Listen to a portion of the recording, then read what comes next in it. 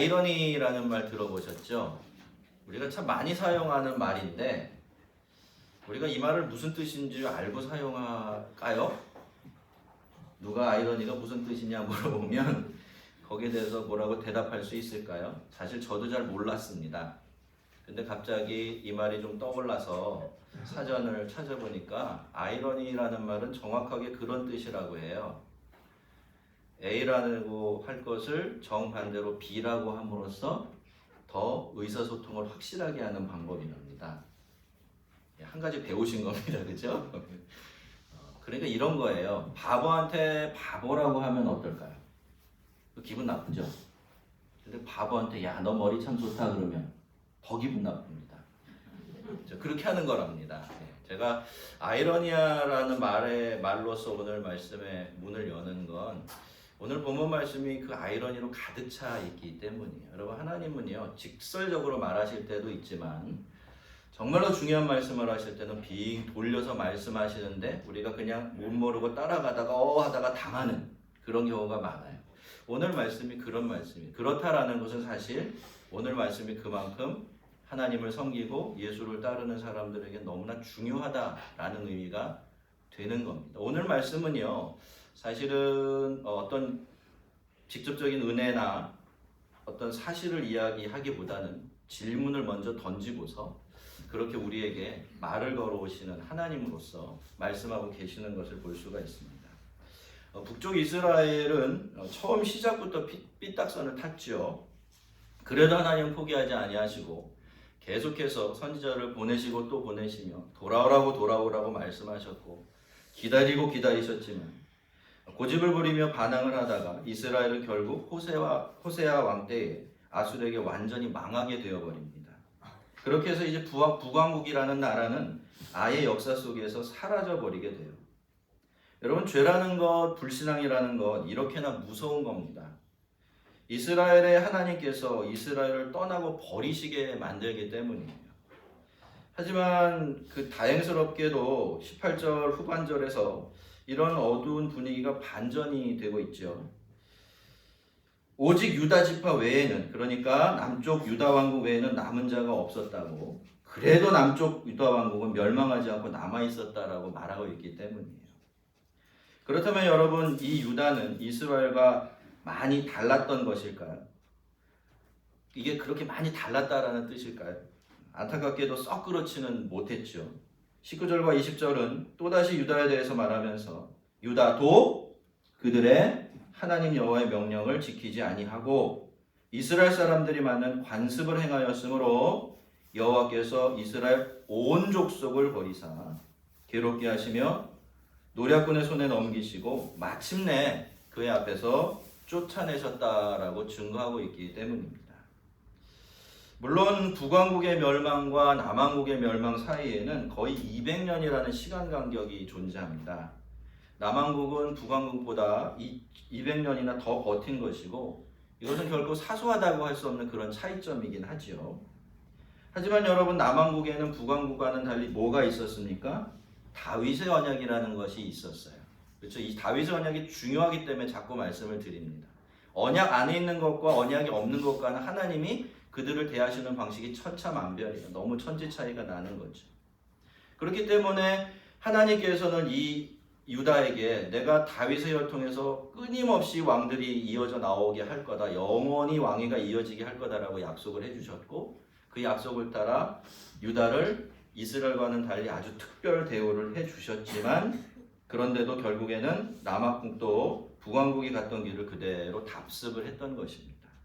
그것 때문에 그 나라가 멸망당하는 것을 자기들 두 눈으로 똑바로 지켜보았으면서도 그들의 길을 뒤따른 거죠. 그래서 어떻게 됩니까? 남쪽 왕국도 북쪽 왕국과 똑같은 운명 맞이할 수밖에 없었던 거예요. 여러분, 씨앗이 같으면 뭐도 같죠? 열매도 같습니다. 씨앗이 똑같은데 열매가 딴 게 나오면 뭔가 이상한 거죠. 그래서 여러분, 따라가지 말아야 될 길은 따라가면 안 됩니다. 그렇죠? 배우지 말아야 될 것은 절대로 배우면 안 돼요. 아주 단순한 이치입니다. 근데 여러분, 사람은 눈이 약하죠. 그리고 늘 마음속 저 깊은 곳에는 자기가 하고 싶은 대로 하면서 살고 싶은 깊은 욕망이 있어요. 그래서 이렇게 보기에 좋아 보이면 따라하고 남이 그 길로 가면 자기도 따라가는 경향이 인간에게는 굉장히 강합니다. 근데 여러분 이게 덜 좋은 것을 버리고 더 좋고 더 훌륭하고 더 유익한 것을 택하는 그런 일이 되면 좋을 텐데 이게 거의 이렇게 되지를 않습니다. 19절은요. 유다가 간 길을 이렇게 설명합니다. 그들이 하나님 여호와의 명령을 지키지 아니하고 그 대신 이스라엘 사람들이 만든 관습을 행하였으므로 라고 묘사하고 있어요. 여러분 그들이 버린 게 뭡니까? 그리고 그 대신 선택한 게 뭐죠? 그들이 버린 것은요. 하나님께서 그들의 최고의 행복을 위해서 주신 하나님의 말씀입니다. 그런데 그 대신 선택한다고 선택한 게 뭡니까? 죄가 되고 악이 되어서 자기를 멸망과 죽음에 이르게 할 수밖에 없는 이스라엘 사람들이 만든 관습을 선택을 한 것입니다. 근데 여러분 이게 유다 족속에만 해당되는 이야기는 아니에요. 여러분 우리가 하나님의 뜻을 모른다고 하지만 실제로는 잘 알고 있어요. 그렇지 않습니까? 다 아시죠? 그만큼 예수 믿었으면 이제 하나님의 뜻을 충분히 헤아릴 능력이 계신 줄 아는데 우리가 그럼에도 불구하고 살다가 보면요.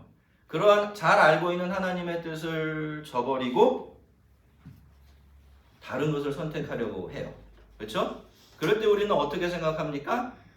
내가 하나님의 뜻 대신 하나님이 나에게 주시는 것 대신 그 대신 선택하는 것이 하나님이 나에게 주시는 하나님의 뜻보다 훨씬 더 좋기 때문에 나에게 유익하기 때문에 내가 이걸 선택을 하는 거야 라고 생각을 하죠. 근데 사실이 그렇습니까? 그렇지가 않죠. 우리가 하나님의 말씀과 그분의 뜻을 저버리고 그 대신 선택하게 되는 것은요. 고작해야 이스라엘 사람들이 만든 관습에 불과한 것들입니다. 그럴 때 우리는 보장되고 검증되어 있는 복된 길을 버리고서 그 대신에 그 반대편으로 향하는 길을 선택하게 되는 거예요. 그렇게 유다마저 하나님의 말씀이 아니라 이스라엘 사람들이 만들어 놓은 관습을 따랐기 때문에 모두가 그렇게 고집스럽게 하나님의 백성이 아닌 사람의 백성이 되고 세상의 백성들이 되어버렸기 때문에 하나님께서도 결국은 그들을 버리실 수밖에 없으셨어요. 노략군들의 손에 넘겨주셔서 고통을 당하게 하셨고 예전에 그 땅에 살던 가나안 족속들을 쫓아내신 것처럼 마침내 온 이스라엘을 하나님 앞에서 쫓아내실 수밖에 없으셨던 것입니다. 성도 여러분, 하나님이 우리를 버리실까요? 버리지 않으실까요? 하나님은 우리를 떠나실까요? 절대로 떠나지 아니하실까요? 그런 게 우리가 그렇게 생각하고 그걸 바라지만 오늘 본문 말씀 같은 걸 보면 그렇고 같지도 않아서 우리가 조금 이렇게 확신이 안 서고 불안해지기도 해요. 그렇지 않습니까? 근데 여러분 안심하십시오. 하나님은 절대로 우리를 완전히 영원히 버리거나 떠나시는 법이 없습니다. 그러나 주의해야 될 것이 하나 있죠.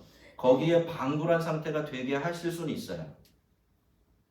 우리가 하나님을 믿어요. 하나님의 백성인데 실제로 살아가는 삶은 하나님께 버림받은 것 같고 하나님이 안 계신 것 같은 삶을 살도록 그냥 내버려 두실 수가 있다라는 것입니다. 이러한 모습은요, 탕자의 비유 속에 나오는 탕자가 아주 잘 보여주고 있어요. 여러분, 아버지는 탕자를 버린 적이 있습니까? 없습니까? 없죠. 누가 누굴 버린 거죠? 탕자가 아버지를 버렸어요. 그런데 탕자는 스스로 그 아버지에게 버림받은 아들처럼 그렇게 살아갈 수밖에 없었지 않습니까? 저 멀리 이국 땅에서 돼지 먹이로 날 수 있는 쥐염 열매도 제대로 얻어먹지 못하면서 말이죠. 아들이에요. 여전히 아들이라는 말입니다. 그런데도 그 탕자는 그렇게 살아갈 수밖에 없었던 거예요. 왜요? 자기가 하나님을 버리고 떠났기 때문에. 그러면 하나님도 그런 그를 내버려 두실 수밖에 없기 때문에 그런 것입니다. 21절부터 23절까지 다시 한번 왜 북왕국이 멸망을 당했는지에 대한 설명이 반복되고 있는데 반복된다는 건 그만큼 중요한 일이죠. 잊지 말라는 뜻입니다. 그렇게 해서 북왕국이 망하고 아수르는 사마리아 지역에 살던 이스라엘 백성들을 포로로 잡아갔지만 아수르는 그 땅을 그냥 빈 상태로 내버려 두지는 않았죠. 어떻게 했습니까? 그 자리를 자기 나라 백성들하고 그동안 자기들이 싸워서 얻은 그 이방 나라의 족속들을 모아와가지고 거기에 거하게 했습니다. 거기를 채워 넣은 것이죠. 하지만 여러분, 이렇게 이스라엘 백성들이 약속의 땅에서 쫓겨나고 그 자리를 이방인들이 차지하게 되었다고 해서 하나님께서 아수르와 그들이 섬기는 신들에게 패하셨다거나 혹은 이제 더 이상 하나님은 온 세상의 주인이 아니시다라는 그런 뜻은 아닙니다. 그 땅에서 이스라엘 백성들을 쫓아내신 것도 하나님이고요. 또 이방인들에게 그 땅을 넘겨주신 것도 하나님이십니다. 그래서 하나님은요, 그렇게 가나안 땅으로 이주해온 이방인들에게 당신의 주권을 행사하시기 시작해요. 어떤 방식으로? 그들에게도 하나님의 뜻대로 살라고 요구하신 것입니다.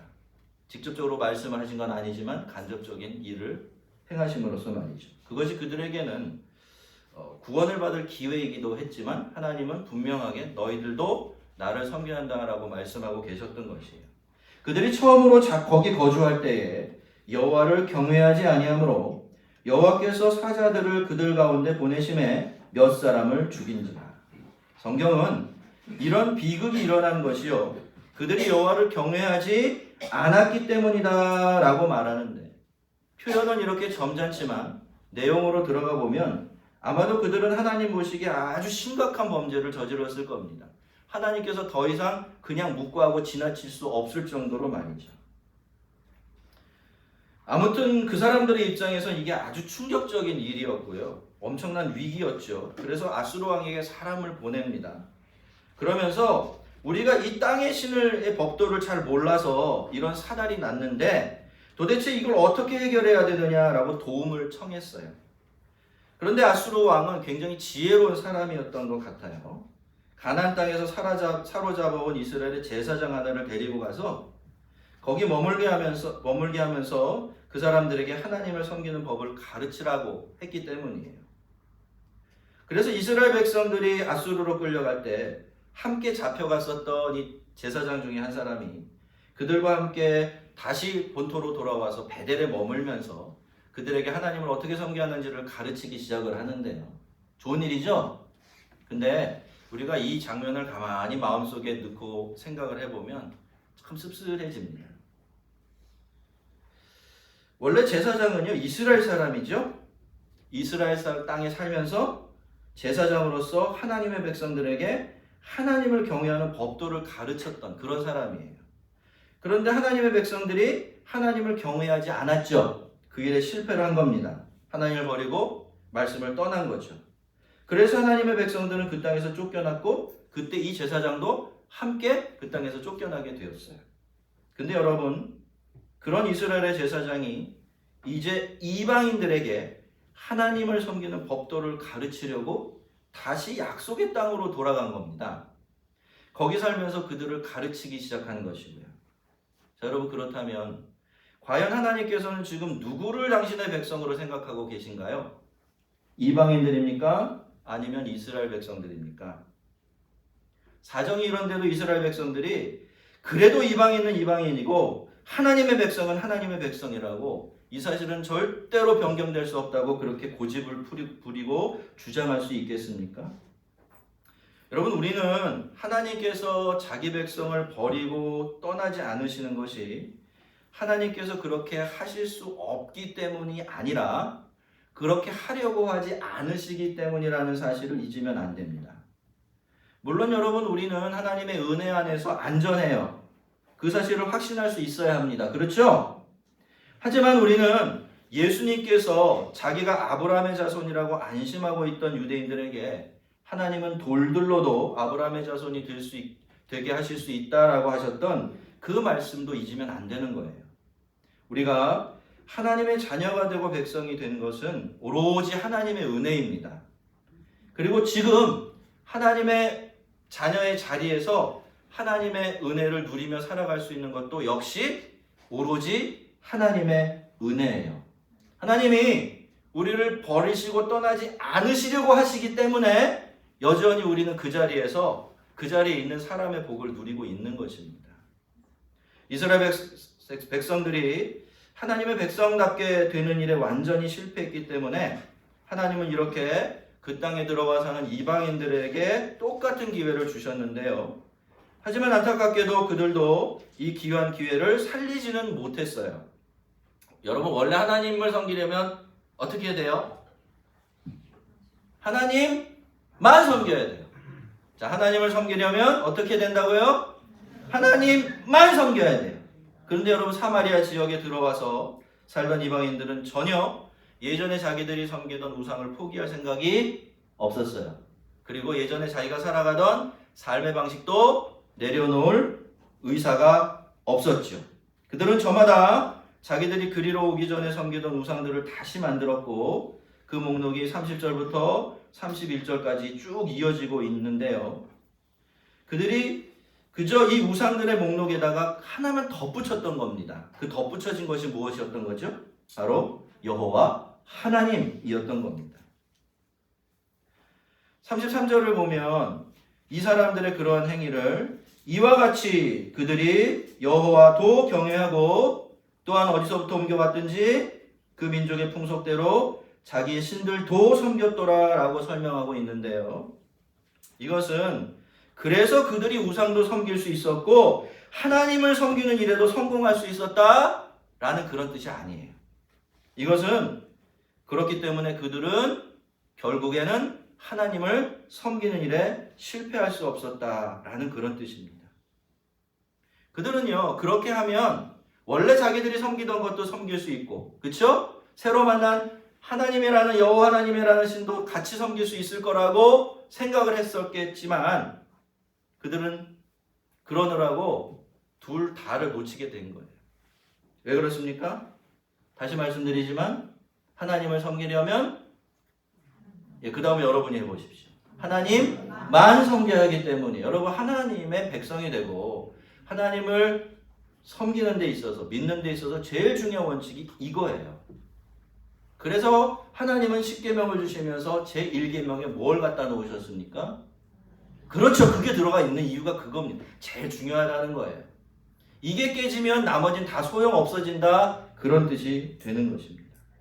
그래서 34절을 보시면 성경은 그런 그들을 하나님의 법정 앞에다 딱 세워놓고서 그들이 오늘까지 여호와를 경외하지 아니하며 또 이스라엘이라 이름을 주신 야곱의 자손에게 명령하신 율례와 법도와 율법과 계명을 준행하지 아니하는도다 라고 그들의 잘못을 고발하고 있지만, 자 35절부터 이어지는 고발의 근거가 되는 내용들을 살펴보면 조금 이상해집니다.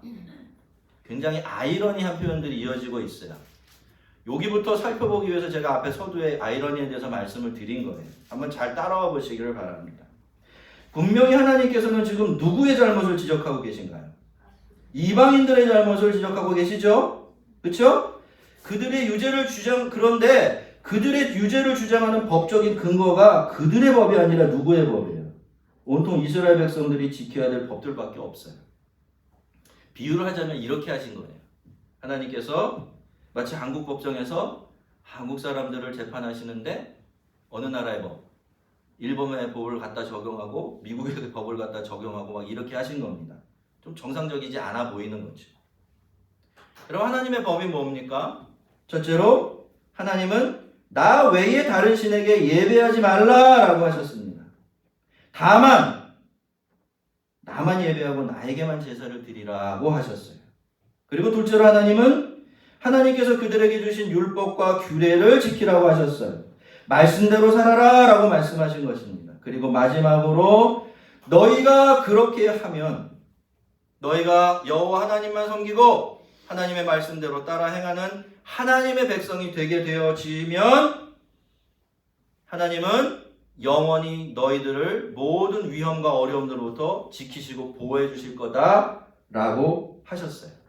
이 세 가지가 하나님과 이스라엘 백성들 사이에 있었던 언약의 핵심이에요. 첫째 뭡니까? 중요하니까 우리 한번 복습해 봅시다. 첫째로 하나님만 섬기고 하나님만 예배해라. 이거는 우리 신앙의 영역의 문제죠. 그죠? 두 번째는 그렇게 살아갈 때 하나님의 말씀대로 순종해라. 이건 우리 삶의 영역입니다. 이 두 가지가 확보가 되면 그 다음에 하나님이 그렇게 사는 우리들의 삶을 온통 책임져 주시겠다. 이렇게 이야기하신 거예요. 이스라엘 백성들은 이 조건을 받아들임으로써 하나님의 언약 백성이 된 것이죠. 자, 그런데 여러분, 이것은 이스라엘 백성들과 하나님 사이의 일이지 이게 이방인들과는 전혀 상관이 없지 않습니까? 이런 것들을 근거로 해서 이방인들을 정죄할 수 있나요? 프랑스 법을 가져다가 미국 사람 정죄할 수 있나요? 그게 안 되는 거예요. 그렇죠?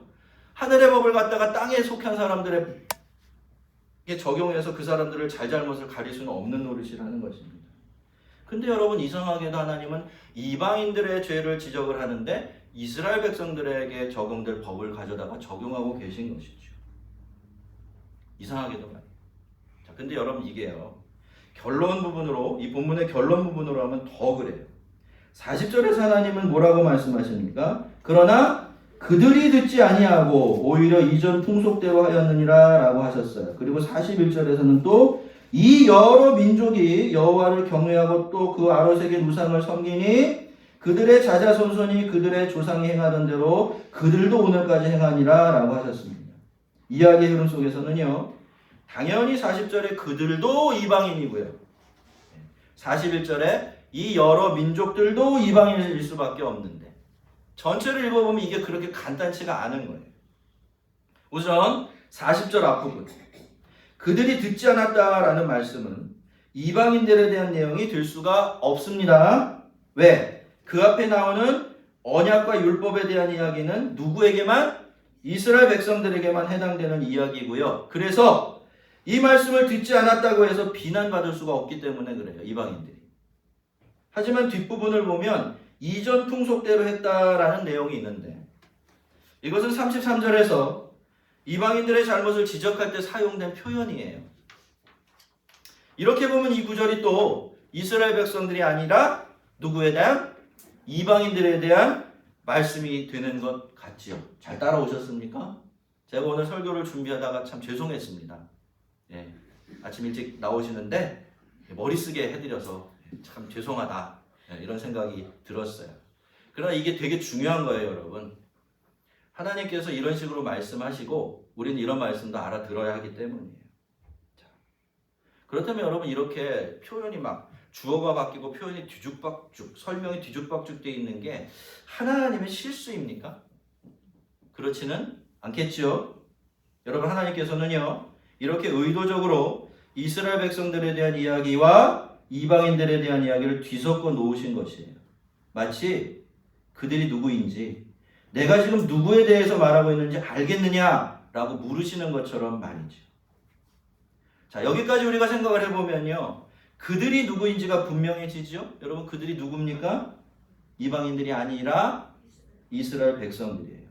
이제는 완전히 이방인들과 똑같아 버려서 이게 누구의 이야기인지를 구분할 수 없게 만들어버린 그 이스라엘 백성들을 가리키는 말입니다.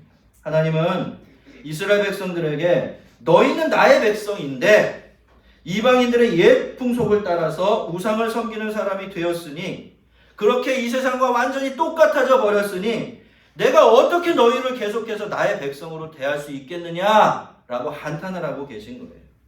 그러면서 이제 이 여러 민족이, 그러니까 이스라엘 백성도 그렇고 약속의 땅에 와서 하나님의 백성이 될 기회를 얻었던 이방인들도 그렇고 모두에게 기회를 주셨지만 모두가 다 내 백성이 되는 일에 실패했다고 그렇게 말씀하신 것입니다. 여기에다가 중간에 나오는 유다 지파의 패망에 대한 이야기를 더해보면요, 17장에 눈에 보이는 메시지는 그런 거예요. 다 실패했다는 겁니다. 그게 이방인이든 유다 백성이든 이스라엘 백성이든 이게 세상을 대표하는 사람들이잖아요. 그죠? 온 세상을 아우르는 사람들입니다. 그게 누구든지 간에 다 기회를 주었지만 그 일에 모두가 다 실패했다, 그렇게 이야기를 하는 것이죠. 그래서 여러분, 우리가 이 부분을 이렇게 읽어 내려가다 보면요, 그렇다면 과연 누가 하나님 나라 백성이 될 수 있을까? 정말로 하나님의 나라가 이 세상 나라를 이길 수는 있을 것일까? 라는 불안한 질문이 마음속에 떠오르게 돼요.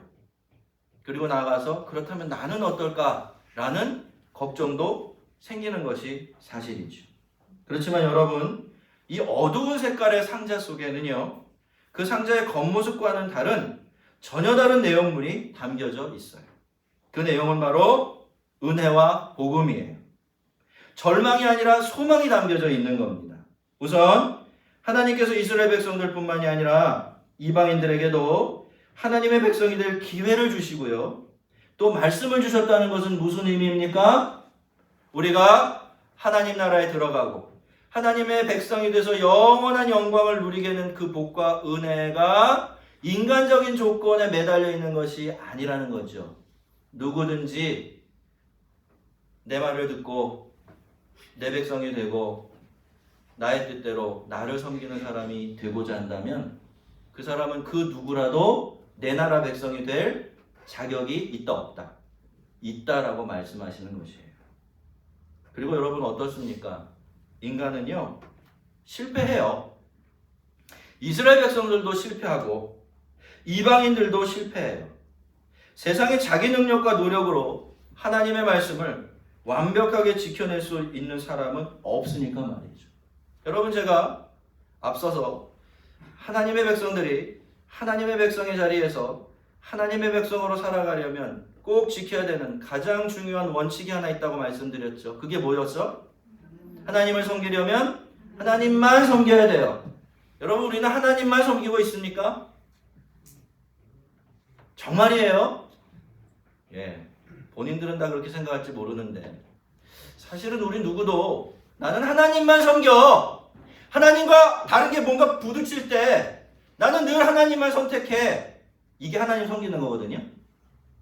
종교적으로 하나님을 믿음의 대상이나 신앙의 대상으로 놓은 게 하나님을 섬기는 게 아니에요. 여러분, 두 개가 부딪혀 봐야 알아요. 세상과 하나님이 부딪히고 나와 하나님이 부딪히고 내가 좋아하는 것과 하나님이 부딪힐 때 그때 내가 하나님을 선택할 수 있으면, 하나님 편들 수 있으면 그게 하나님 섬기는 건데, 그걸 기준으로 해서 우리의 삶을 들여다보게 되면 여러분, 누가 감히 나는 하나님만 섬긴다고 그렇게 자신 있게 이야기할 수 있을까요? 여러분, 우리는 실패합니까? 실패하지 않습니까? 실패해요. 아무리 능력이 탁월하고 노력이 가상해도 인간은 실패하게 마련입니다. 10계명의 책 1계명부터 지킬 수 없는 존재가 되어버릴 수밖에 없는 거예요. 근데 여러분, 아시다시피 바로 여기서 복음은 진짜 복음이 됩니다. 여러분, 복음이 왜 복음인가요? 여러분, 왜 복음은 복된 소식이죠? 첫째로는 사람이 할 수 없는 일을 누가? 하나님이 하셨다! 예수님이 하셨다! 라고 선포하기 때문에 복음은 복음이에요. 할렐루야. 그리고 두 번째, 이게 진짜 중요한데, 그럴 뿐만이 아니라 그 주님이 행하신 일이 내가 행한 일이 되었다라고 말하기 때문에 그래서 복음은 복음이 되는 거예요. 아무도 안 놀라십니까? 두 번째가 너무너무 은혜로운 겁니다. 아니, 하나님이 그렇게 하셨다 칩시다. 우리한테 적용이 안 되면 무슨 소용이 있어요? 근데 성경은 분명히 그렇게 얘기해요. 하나님이 그렇게 하셨을 뿐만이 아니라 이건 너희들을 위한 일이다 라고 말이죠. 믿습니까? 그래서 복음은 복음인 거예요.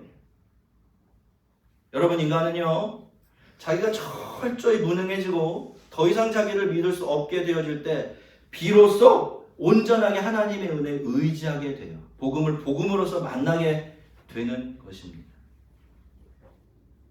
성도 여러분, 그렇기 때문에 우리는 실패해도 됩니다. 예, 감히 아멘이 안 나오세요? 우리는 실패해도 됩니다. 예, 아멘 하신 분은 이 놀라운 진리를 받으신 겁니다. 그리고 실패할 수밖에 없어요. 하지만 우리에게는 예수 그리스도가 계십니다. 상한 갈대도 꺾지 않으시고 꺼져가는 등불도 끄지 않으시는 하나님 무한한 긍휼과 은혜가 언제나 남아있어요. 물론 우리는 하나님의 백성으로서 백성답게 살아가려고 애를 써야 합니다. 하나님만 예배하고 하나님의 말씀대로 살아가려고 애를 써야 돼요. 여러분, 오늘 예배 자리에 오셨는데 이 예배가요, 그 일이 시작되는 시작점이에요. 왜 일주일마다 우리는 다 모여서 예배를 드려야 돼요? 굳이 귀찮게, 번거롭게. 이 자리가 나는 하나님만 예배하겠습니다 라고 그 시작점이 되는 지점이기 때문에 그렇습니다. 그러니까 여러분, 이 예배를 드릴 때만큼은요, 누구만 바라봐야 돼요? 하나님만 바라봐야 돼요. 정말 여호와 하나님만 계시도록 여러분이 만드셔야 돼요. 그래야 이곳이 누구로? 하나님으로, 하나님의 은혜로 가득 채워질 수가 있어요. 내가 계속해서 다른 생각 품고 하나님보다 더 중요하게 생각하는 게 있고, 그렇게 되면 첫날 만날 예배를 드려도 그거 하나님을 예배하는 일이 되나요? 안 돼요. 예배 행위를 하긴 했겠지만 예배를 드린 것은 될 수가 없는 것입니다. 여러분, 쉽지 않아요. 그렇죠? 그렇지만 애쓰시기를 바랍니다. 이 주일 예배가 여러분이 참으로 하나님의 은혜 가운데로 들어가는 그 시작점이 되게 하세요. 그럴 때 우리의 하나님 앞에서의 삶은 정말 놀랍도록 달라질 것입니다. 여러분, 우리는 우리의 능력에 의지해서 이 길을 갈 수가 없습니다. 원래부터 신앙이라는 것은, 신앙생활이라는 것은 은혜에 의지해서 은혜 안에서만 가능한 일이기 때문에 그래요. 이스라엘도 실패했고 유다도 실패했어요. 아수르에서 온 이방인들도 실패했고요. 하지만 저와 여러분, 예수 그리스도를 통해서 하나님 나라 백성이 된 우리들은 결코 실패하지 않으실 것입니다. 우리가 복음의 은혜 안에 살고 있음을 기억하면서 그 은혜 의지에서 거룩하고 신실한 길을 가는 일 포기하지만 않는다면 말이죠. 믿습니까? 늘 은혜 안에 머물러 계십시오. 적어도 은혜가 은혜라는 사실을 놓치지 않을 정도로는 말이죠. 그리고 그 믿음으로 은혜 의지에서 거룩한 길을 가십시오. 그것이 하나님께서 우리에게 허락하신 당신의 백성이 되고 그 자리를 지켜내며 살아가는 방법입니다. 하나님께서 우리 모두에게 은혜 안에서 주의 나라에 넉넉히 이르게 하시는 그 큰 복 주시기를 주의 이름으로 축원합니다. 우리 같이 한번 기도하겠습니다.